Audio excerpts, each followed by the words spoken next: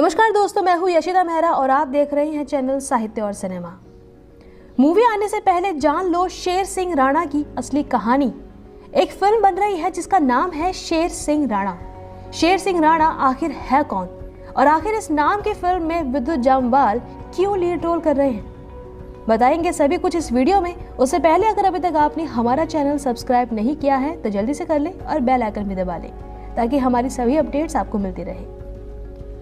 हाल ही में फिल्म शेर सिंह राणा का पोस्टर सामने आया है। पोस्टर के नीचे लिखा हुआ है, वो सबसे खतरनाक यात्रा पर गए। भारत के 800 साल पुराने गौरव पृथ्वीराज चौहान की अस्थियां वापस लाने के लिए देखिए एक असाधारण व्यक्ति की वास्तविक कहानी। विद्युत जामवाल को लीड रोल में लेकर एक फिल्म बन रही है। इसका नाम है शेर सिंह राणा। ये फिल्म एक बायोपिक है। शेर सिंह राणा वो आदमी है जिसने फूलन देवी की गोली मारकर हत्या कर दी थी। फूलन देवी को तो आप जानते ही होंगे। जी हाँ, वही जिनके ऊपर बैंडेड क्वीन नाम की फिल्म बनी है। शेर सिंह राणा ने ही फूलन देवी की हत्या की थी। बाद में उसी आदमी ने दावा किया कि वो अफगानिस्तान गया और वहां से राजपूत राजा पृथ्वीराज चौहान के अवशेष वापस लेकर आया। उसी शख्स का नाम है शेर सिंह राणा। ये फिल्म मुख्यतः राजपूत शासक पृथ्वीराज चौहान वाले मसले को प्राइमरी तौर पर कवर करती दिखाई दे रही है। ये फिल्म एक मर्डरर और जेल से भागे हुए कैदी की कहीं उस बात पर बन रही है जिसकी सच्चाई आज तक साबित नहीं हो पाई। इस फिल्म को डायरेक्ट कर रहे हैं श्री नारायण सिंह। इन्होंने टॉयलेट एक प्रेम कथा और बत्ती गुल मीटर चालू जैसी फिल्में बनाई हैं। शेर सिंह राणा को विनोद भानुशाली प्रोड्यूस कर रहे हैं। तो क्या है शेर सिंह राणा की असली कहानी, चलिए जानते हैं।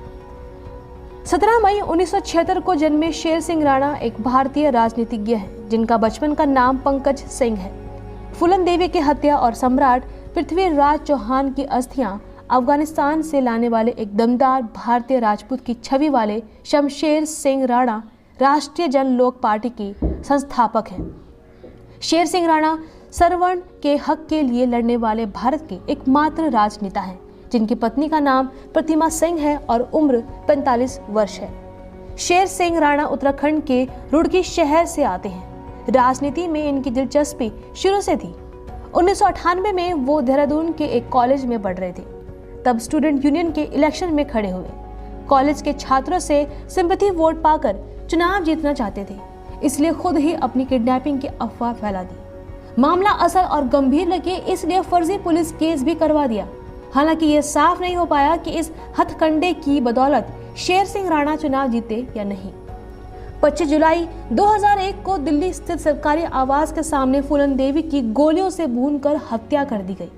इस घटना के 2 दिन बाद आरोपी शेर सिंह राणा ने देहरादून में पुलिस के सामने आत्मसमर्पण कर दिया और हत्या में शामिल होने की बात स्वीकार कर ली। इस हत्या को अंजाम देने का जो कारण सामने आया वो चौंकाने वाला था।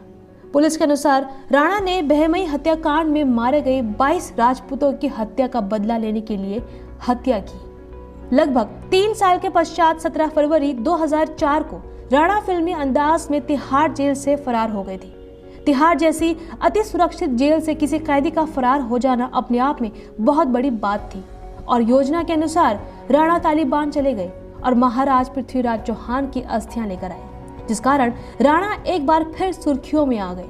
लेकिन 17 मई 2006 को राणा को एक बार फिर कोलकाता के गेस्ट हाउस से गिरफ्तार कर लिया गया था। अगस्त 2014 में दिल्ली की एक निचली अदालत ने फूलन देवी हत्याकांड के दोषी शेर सिंह राणा को उम्र कैद तथा 1 लाख रुपए के जुर्माने की सजा सुनाई है। शेर सिंह राणा ने 2012 में उत्तर प्रदेश के जेवर से निर्दलीय चुनाव भी लड़ा। फूलन देवी जब 10 साल की थी तभी उनकी शादी 50 साल के एक आदमी के साथ कर दी गई। तबीयत खराब होने की वजह से फूलन मायके गई। ठीक होने के बाद वापस ससुराल पहुंची तो पता चला कि पति ने दूसरी शादी कर ली। ससुराल तो छूटा, समाज भी उन्हें स्वीकार करने को तैयार नहीं हुआ और ऐसे में फूलन डाकुओं की संगत में रहने लगी।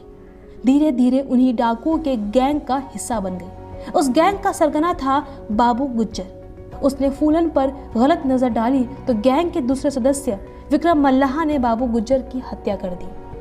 अब फूलन और विक्रम मल्लाह मिलकर उस गैंग को बड़ा बनाने में लग गए। उसी समय एक दूसरा गैंग भी काफी फल फूल रहा था। ठाकुरों के इस गैंग के सरदार थे श्रीराम ठाकुर और लाला ठाकुर। ये लोग बाबू गुज्जर की हत्या से नाराज थे। वो उसकी मौत की वजह फूलन देवी को मानते थे। इसलिए पहले तो श्रीराम ठाकुर की गैंग ने विक्रम मल्लाह को मार गिराया, फिर उन्होंने फूलन को किडनैप कर 3 हफ्ते तक उनका बलात्कार किया। इतनी दुश्वारियों से गुजरने के बाद फूलन ने खुद का एक गैंग बनाया। कुछ सालों बाद वो दोबारा बेहमई गांव लौटी, उसी गांव जहां उनके साथ कुकृत्य किया गया था। बदला लेने के लिए फूलन ने गांव के 22 ठाकुरों को लाइन से खड़ा किया और गोली मार दी। इस हत्याकांड के बाद फूलन की छवि एक खूंखार डकैत की हो गई। इसके बाद मीडिया ने नया नाम दिया बैंडिट क्वीन। बाद में इसी नाम से शेखर कपूर ने फूलन देवी की बायोपिक बनाई। इस घटना के 2 साल बाद फूलन देवी ने आत्मसमर्पण कर दिया और मध्य प्रदेश के तत्कालीन मुख्यमंत्री अर्जुन सिंह के सामने फूलन ने आत्मसमर्पण किया। फूलन देवी पर 22 हत्या, 30 डकैती और 18 अपहरण के चार्जेस लगे हैं। उन्हें 11 साल जेल में सजा के तौर पर गुजारने पड़े। साल 1994 में फूलन जेल से छूट गई और 2 साल बाद यानी 1996 में फूलन देवी ने समाजवादी पार्टी से चुनाव लड़ा और जीत गई। मिर्जापुर से सांसद बनी। चंबल में घूमने वाली फूलन अब दिल्ली के अशोका रोड के शानदार बंगले में रहने लगी। 1998 के चुनाव में फूलन को हार का सामना करना पड़ा, लेकिन अगले ही साल फिर चुनाव हुआ और फूलन देवी जीत गई। शेर सिंह राणा ने फूलन देवी की हत्या कर ली और ठाकुरों की मौत का बदला 25 जुलाई 2001 का दिन था।